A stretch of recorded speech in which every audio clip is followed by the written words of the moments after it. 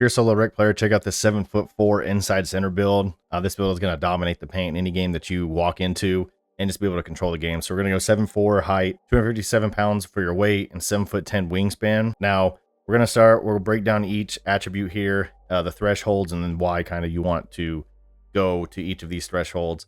So for your 92 close shot, we put it here because you want to get that gold paint prodigy.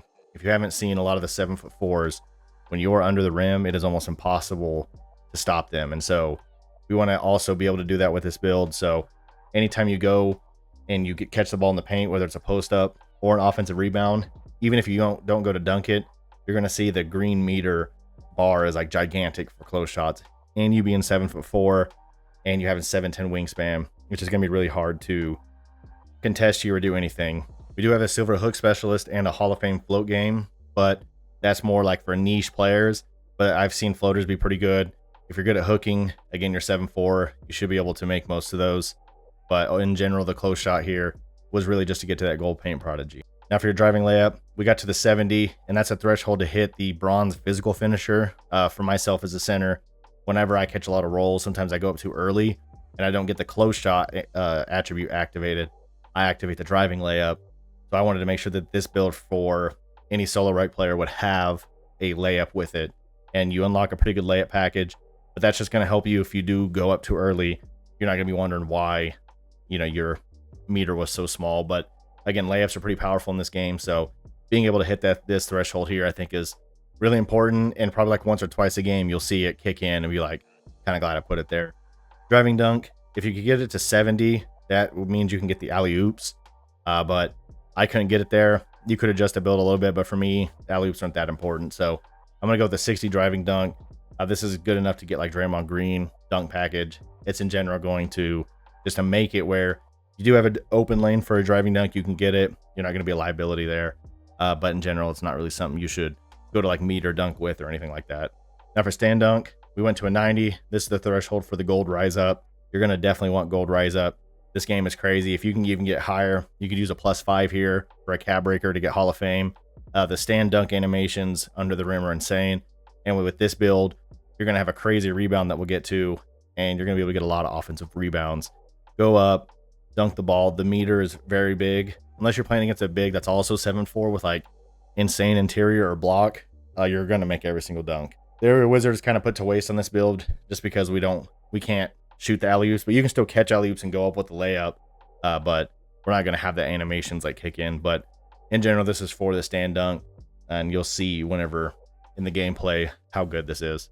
Now, this isn't a post-up build, but post control wave is 67. That gives us bronze post-up poet. You're not going to be posting up players. Now, if they're just smaller than you, you can definitely do it. I would just suggest always using the drop step right into the stand dunk.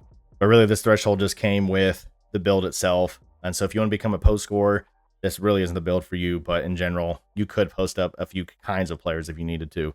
For your shooting, not too much to talk about here. These are all threshold hits just from other things. So the mid-range is tied into the close shot, all that. So really the only thing to talk about here is the free throw. So for the free throw, we put it at 70. So if you do get fouled, you'll be able to make your free throws. This is the highest you can go without moving up your three-pointer. We didn't want the three-pointer to go up, taking up attribute points. So we put free throw at 70. It's the max you can go, like I said, without touching anything else. But again, we're an inside. Now, another area to think about, I've seen photos and videos of people talking about the cap breakers this year and how they're different. And so what you can actually do is if a overall or an attribute is super low, the cap breaker doesn't work as just a +1. It could +10, 12 things. And so I've seen, I don't know, I need to confirm it myself, but I've seen an inside center with 25-3 put 5 cap breakers and they had a 75-3. So something to think about. If you get cap breakers, I'll confirm it if I can. So if you want to know about that confirmation, check out my Discord in the description below, and I'll post it there whenever I see it. But I've heard that. So imagine this build getting that 75 three-pointer would be actually pretty crazy. Now to playmaking here, we do have a 76 pass accuracy. That's the threshold to get the silver versatile visionary. 76 I feel like is like the middle ground. I wanted it to be better. Ideally, if we get to that 87 break starter, but we're not going to be able to get there with some of the stuff that we can do. 76, I've seen it and I've used it. It's pretty good. Of course, it could be better, but you're going to have good pass animations. There is a setting you want to turn off it's like lead pass in your settings. That way your passes kind of zip better. But in general, we do have silver break starter, silver dimer, silver versatile visionary. You're going to be a good passing big if you know how to pass. You're still going to be able to throw the breaks. That was the whole point of this. In rec, you get those free breaks. You definitely need to throw them. So that's what we can hit here with the 76. No ball handle or speed with ball. I wanted to up the speed with ball a little bit in case you needed to drive to the basket a little bit and go get yourself like a basket. But in general, the other areas that I put, the attributes were more important. And it actually costs quite a bit to speed with ball on the 7.4, which I guess makes sense. But in general, this is your playmaking. I think it's average at best, but it's going to be able to get the job done based on your play style. Now for the best part of the build, we're going to talk about defense here. As a 7.4, you're going to be in that paint camping. So we have an 86 interior. We get gold paint patroller. We get silver post lockdown, and we get gold off ball pass. Now, if we went up 2 more, we could get gold post lockdown. I couldn't do that, so something to think about with cap breakers. Get those 2 more. Now you have all gold interior badges to defend. The finishing is pretty crazy on this game in the paint with other bigs, but in general, it's going to give you the best chance to get those stops. But again, it's really about positioning. We went with a 56 perimeter. I would max this out if you make any changes. You're going to want to be able to contest. There's a lot of bigs that are shooting really well with this green or miss window. And so as a 7.4, you're already tall, but you're going to want some sort of perimeter in order to get those contests. So if you do have to go in solo rec, play against a stretch, or step out on a guard, you don't have like a 25 perimeter and not getting any contests as a big. And then I feel the opposite way about steel. Right now, steals are pretty bad. This build doesn't even get silver or bronze interceptor. So you could up the steel just to be able to say you have it up and then maybe be able to get some animations. But in general, unless you're playing like super lanes, you're not really going to get a lot of steals. You're not going to get any blitzes. So I would up your perimeter over your steel if you're going to make a choice. But it doesn't ever hurt to have a higher steel. So if you want to adjust something, this is also an area to adjust. But then now for the second best part, the block, we have 93. This goes along with the gold paint patroller. We do get bronze high flank denier. We don't get enough vertical to level that up. But in general, this block combined with the interior, you're going to be able to slow down a lot of bigs, get a bunch of stops. And I think this threshold is really good. If you see 97 is the next threshold for the Hall of Fame.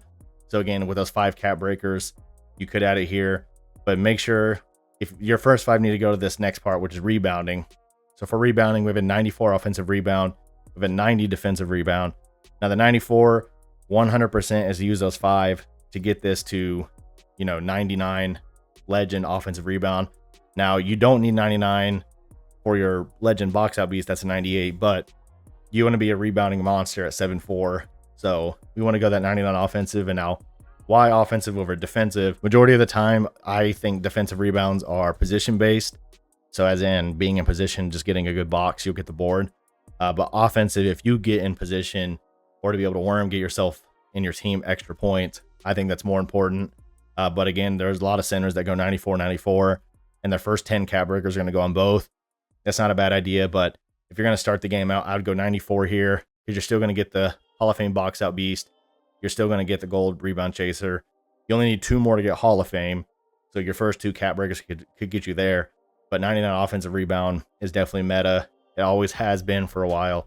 And I would suggest just definitely going that direction. Now for your physicals, we're going to max out speed at 52, agility at 39, strength, we're going to go 91. Ideally in the future, we're going to try to make it 99 strength. But right now I see almost every center going with a 91 threshold. The reason being is the gold brick wall. It's really, really expensive to go into the strength. So we're really just hitting the threshold to get that, set screens, and some of these other badges here. But I wouldn't overthink the strength here because there's a lot of things that go into the rebounding and all of that. But of course, high strength as a center is always good. So I could see people wanting to go 94 strength, using their 5 cap breakers here to get 99. But I just think right now there's better areas to suit the attributes that you would put here. So that's really just player discretion. And then for your vertical, I like maxing out vertical. So we're 1 away from max because I added the rest to the driving layup. But we're at a 67 vert. We do get bronze pogo stick. We can't go higher, but again, higher vert. The rebounds on this game are like very vertical, and the ball, like before 2K, the last 2K, like a ball could like hit the rim and fly. They don't really do that much on this one. It's more like if you're in position under the rim and you green that animation, you're going to get the rebound. So being 7'4", 7'10" wingspan, with the max highest vertical. I'm just betting our odds that we cannot get out rebounded, and so that's why we went with that kind of vertical. Okay, and with that, we will see the name of this build and some of the strengths it has. So this has shades of Mark Eaton, Kareem Abdul, Dikembe Mutombo, and we are a board enforcing Bullmasher, which is an insane name. I like to pay attention to the strengths and weaknesses in the corner. So we're a touch and contain on the offensive glass, monster shot blocker, incredible touch around the rim. We absorb and dish out contact. Weakness is just jumper stuff, which we knew. And that'll do it for this video. If you're a YouTube content creator and you hate writing title, description, and tags, check out a tool that I use in the description called Launch Lens. Pretty much what it does is it analyzes your video and it will output all the best data for YouTube. Also, if you want to learn NBA 2K26 or need to play on my Pro-Am team called Off Grid, there's a link to my Discord in the description below, so check that out. If you enjoyed this video, consider subscribing, and I'll see you in the next one.